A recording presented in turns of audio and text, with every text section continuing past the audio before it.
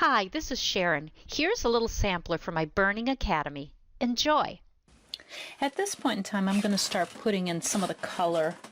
I'm going to make this kitty cat have kind of the same colorings as my cat, and I'm going to use a shader, but I'm going to use the shader tilted. So instead of putting it flat, I'm going to tilt it a little bit. And I'm going to be using it like this just to lay in the fur. Then I'm going to stagger to make this appear realistic.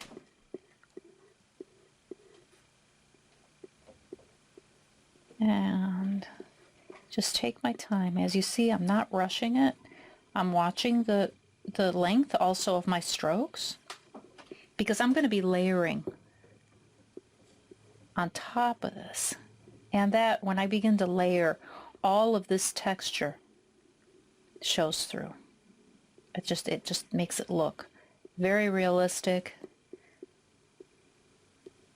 and just enhances it visually.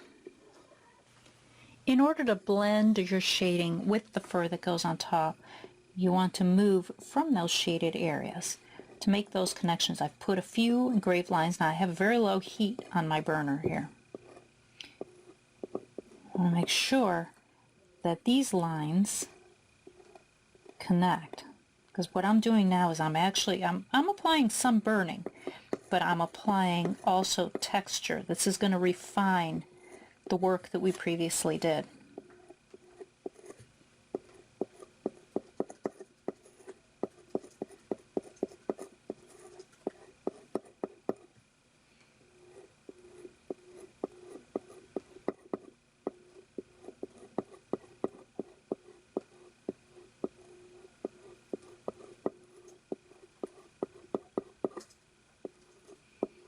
See how that's coming out here.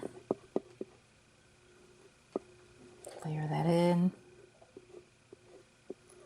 This is so relaxing. I love doing this stuff. Here's my cat. Apparently he likes it when I'm doing this. I think that's Braxton. Yeah, that's Braxton. That's the kitty I'm working on here. Alright. As I go through, I'm pulling in.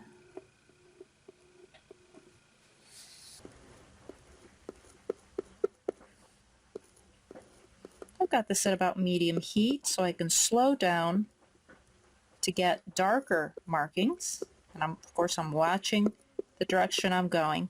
Or I can speed up for the lighter areas so that I don't burn quite as dark. Slow down, and then I speed up, and that way I don't have to keep adjusting my heat.